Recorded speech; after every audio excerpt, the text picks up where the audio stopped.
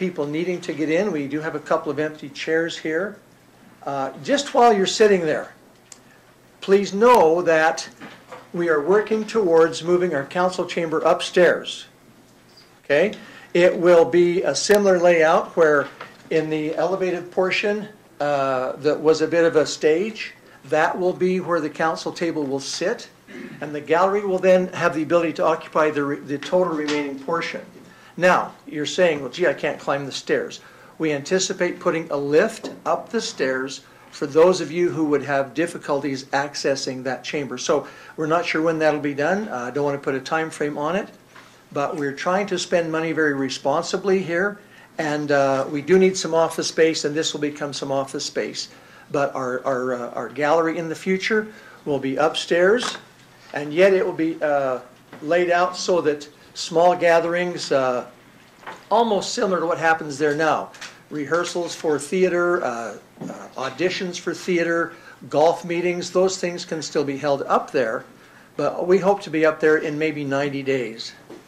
So that will let you have a much better gallery capability for a gathering such as this. So Kevin Phillips, we'd like to welcome Kevin. Kevin has been a consultant for the 4 communities, and I don't know what else Kevin does, but there are 4 communities who have retained the ownership of their distribution system. And if he chooses, he can tell you who those 3 are besides Cardston. And Kevin has been a consultant for us over a period of several years as we have retained our system. So once again, welcome, Mr. Phillips. Great. Thank you, Mr. Mayor. Thank you, members of council, for inviting me and giving me the opportunity to comment on this issue, which is very important to the town. I can give you a little bit of background in my experience. I've been working with the town on electric system issues because of the many years I've spent in the Alberta electric industry, mostly with NMAX, and prior to that it was the City of Calgary. And that environment, being a municipal environment where the City of Calgary owned and operated its own distribution system, gave me the experience in that sort of an environment where town council regulates their own electric utility as opposed to the Alberta Utilities Commission, which regulates the large investor-owned utilities. So with that, it's been about 7 years now working with town administration and operating staff to help manage the electric system. Now, might put up a map of Alberta showing the Fortis Alberta distribution service area and the ATCO distribution service area as the 2 largest investor-owned utilities. The resolution on the map is never small enough to show the municipal owners of distribution services, which is yourselves, Fort Macleod, Crow's Nest Pass, and Ponoka. And then going up from there, you have Lethbridge, Red Deer, City of Calgary, and the City of Edmonton. So those are the 4, or whatever many that is, 6, 7 major distribution owners in the province of Alberta that are municipally owned. The current owners, of course, in town here are the citizens, and these comments are offered to help the town council make a decision in this regard. Now, having experienced other offers to purchase from other investor-owned utilities, and with my experience in municipal service areas, I have the following five general conclusions in respect of this specific offer. And that is that the cash component, the $10.2 million, is not unreasonable, but you don't know whether that represents a market value or not. The non-cash components that have been raised, such as LED lighting and the offer to change the automated metering, those are initiatives that are currently within the town's grasp of managing and operating on their own. The financial analysis that was conducted by the town primarily, which was very accurate and well done in my respect,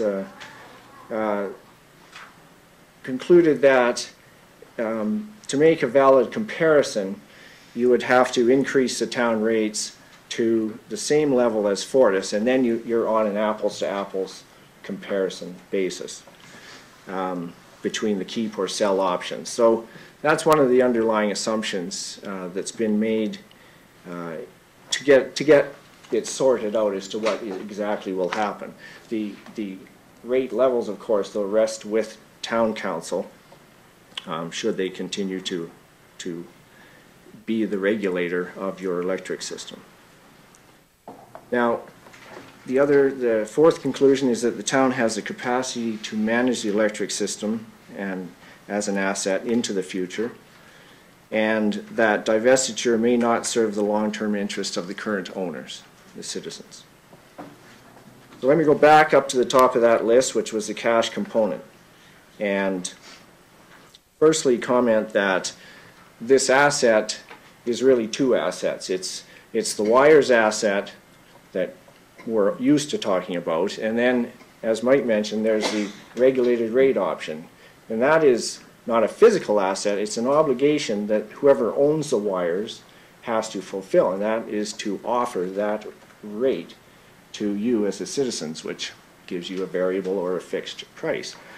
Well, Fortis is not in the business of selling electricity. They are transporters like yourselves. So there's no value to them of that regulated rate option asset. If you were to talk to NMAX or an EPCOR or a Direct Energy that have retail assets in Alberta and other parts of the country, having access to a ready market like the regulated rate option market does possess value. They also commented that this offer may or may not represent market value. Well, the only way you can determine market value is to put the asset out to the open market. And that is a complex process, complex undertaking, but there are other entities in the province who would be interested in and are continually expanding their asset base to include smaller types of assets like this. I'm thinking of the ATCOs and the EPCORs and the AltaGas and the NMAXs of the world, even Enbridge. Some of the pipelines are interested in that. To your knowledge, has any of these companies ever considered making Carson an offer? I don't know. I don't have any knowledge of that. So that is, you know, if you were to, I think it's sort of a two-part. Again, would you be interested in selling it or not? If so, then you consider whether this specific offer is an offer worth accepting relative to any other option that may be out there.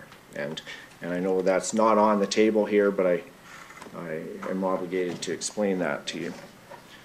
As far as the non-cash components go, one of the offer is to change out the automated meters, change out all of the metering to automated meters. And the main benefit of this is that it reduces meter reading costs. And it also is a prelude to what the provincial government considered about a year and a half ago, which was to go to a smart grid format which requires automated metering at the customer level and at various other levels in the system to provide system data and customer data to primarily retail entities who are interested in marketing the products that are associated with in-home consumption. So like Mike says, if you're interested in managing your in-home consumption of electricity, then you can acquire certain technology in terms of wall display units, that sort of thing, that enable you to watch it and manage it as prices change. Now, the province has not come out with a decision on whether they will bring forward regulations for that, or the types of technical requirements for that. And for that reason, I say the town has been sort of wading into the automated metering world by replacing them as they're required, and hasn't really made a wholesale change because of the fact that it's uncertain right now what the technical specifications will be for the metering at that certain level. So, Fortis has power line technology to collect data, and that may or may not be the technology that is adopted by the province for smart meter reading. The other portion of the offer is to provide an on-site transformer for the 4160 volt portion of your system, and this is one of the options that the town looked at 3 years ago when it established its plan for replacing that 4160 portion of the system and reducing the load on it over the subsequent 2 or 3 years here to a level where it can easily be replaced by an off-the-shelf transformer, not one that is identical to what is there. And if you had a transformer sitting right there, you would reduce the hours of wait time compared to going and getting one that off the shelf and bringing it to the site and connecting it. So that is the benefit of that. The town could do that had they determined that they would make the capital expenditure to do it. That wasn't the decision at the time. The decision was to reduce the load on the transformer so that it's at a level that would make it more reliable and less stressed. And that's the condition we're in right now, is operations is reducing the load on that transformer to bring it down to a level by the end of next year to where it can be replaced by an off-the-shelf transformer. So those are the types of decisions that your council as regulator can make that another regulator or a provincial regulator would not I shouldn't say they wouldn't consider the town's interests. Of course they would, as would Fortis.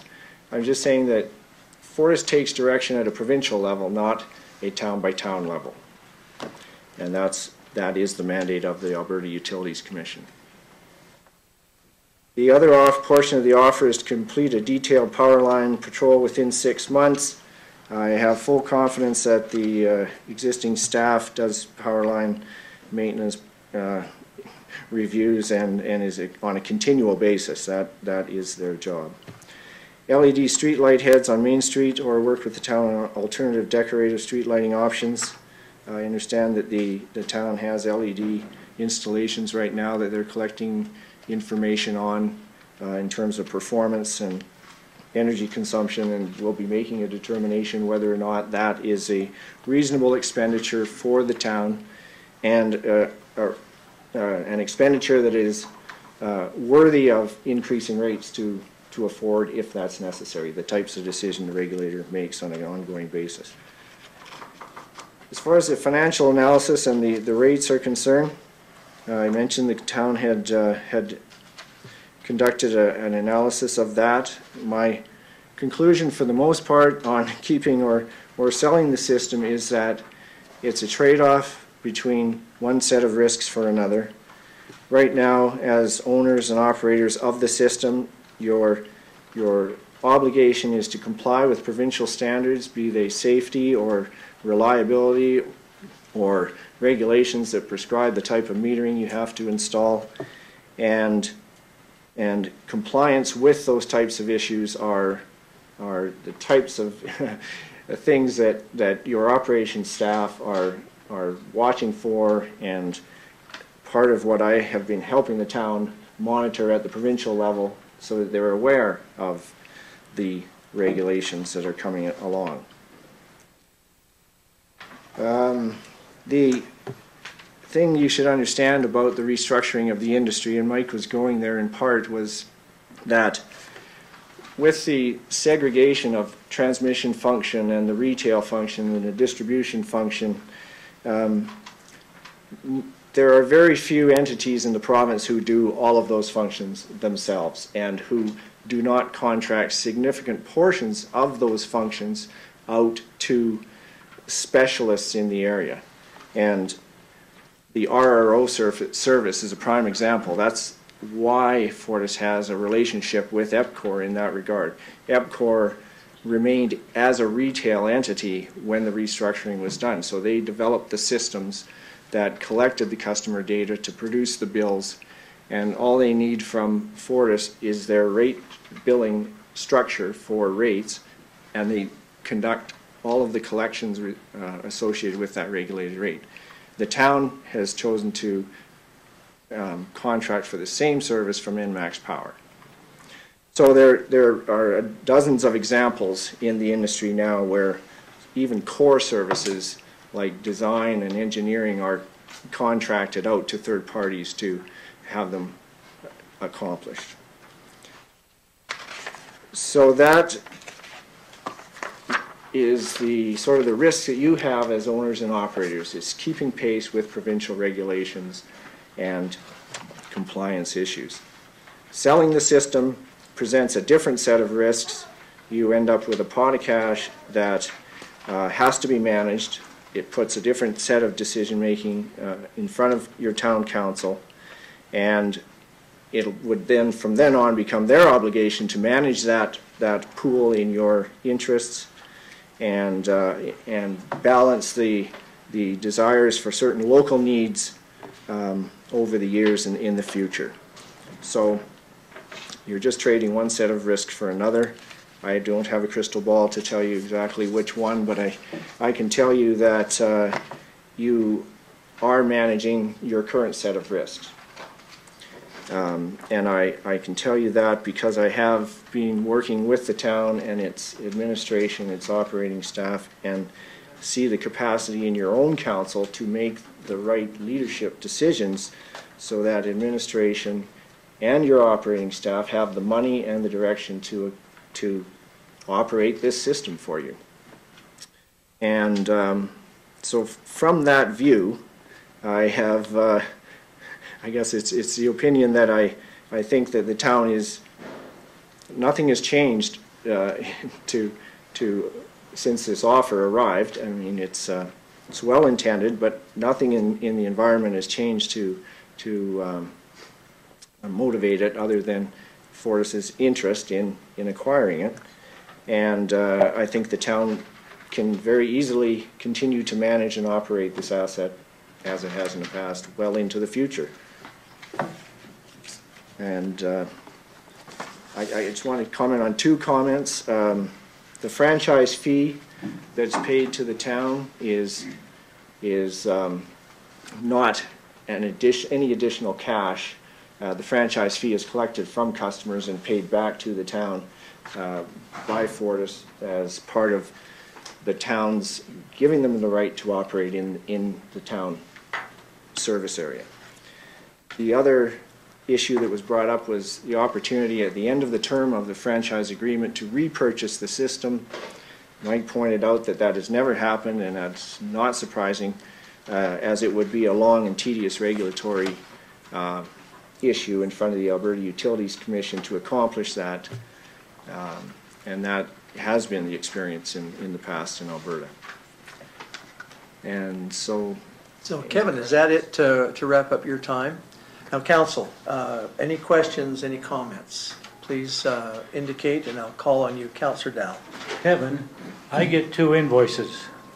One from Direct Energy, I presume that's transmission, and one from ENMAX, which does the billing for the town, which I presume is usage. Is that correct? Well, I suspect you're probably getting your direct bill is for your gas service.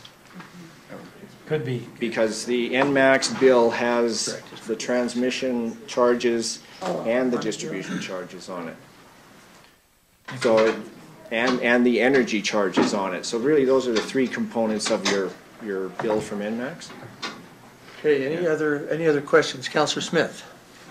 I know I've said this last time that Mr. Phillips and was in here speaking and things like that, and I realize Fortis is putting their pitch forward, and I realize that Kevin Phillips has been working with the town there, and I know the town sets aside probably about $20,000 in their budget every year to pay for the services of Kevin Phillips LTD there.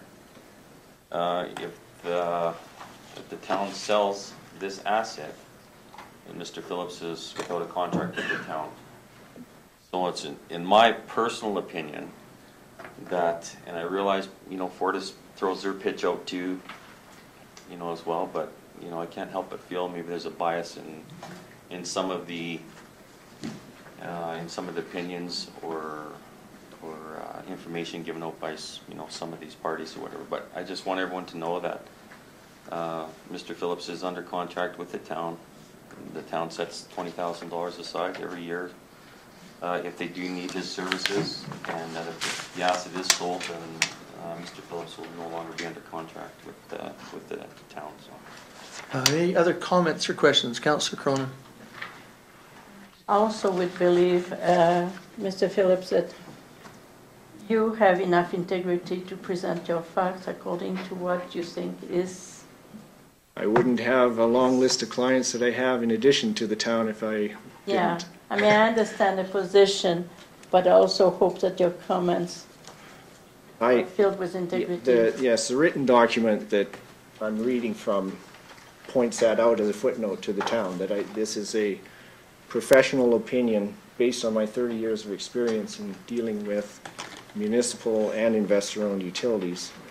And my other, one of my other largest clients is the Office of the Utilities Consumer Advocate, which is the province's agency that attends and intervenes on investor-owned utility applications on behalf of small business and residential customers. So when I entertain clients and taking on additional clients, I look myself to find alignment because the issues that town council and administration face here are all in the interests of their customers, and my other client interests are all designed with the customer interest as the focal point. So, Council, any other questions from council or comments from council? Okay. I remember at a different session, I asked you, from your point of view, you never mentioned the benefit to selling this asset. And I said before that your document revealed maybe just one side as to why not. But if you had to scratch your head and come up with what could be beneficial for this town in selling it?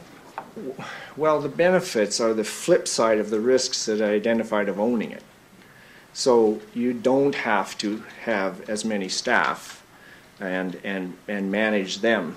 You don't have to monitor provincial regulations to fulfill your obligations in respect of safety and IT issues and metering issues that you are obligated to run the system. So you're relieved of all of that responsibility. Council would no longer entertain as an agenda item. I wouldn't be down here talking about rate increases in front of you because you wouldn't no longer have that control.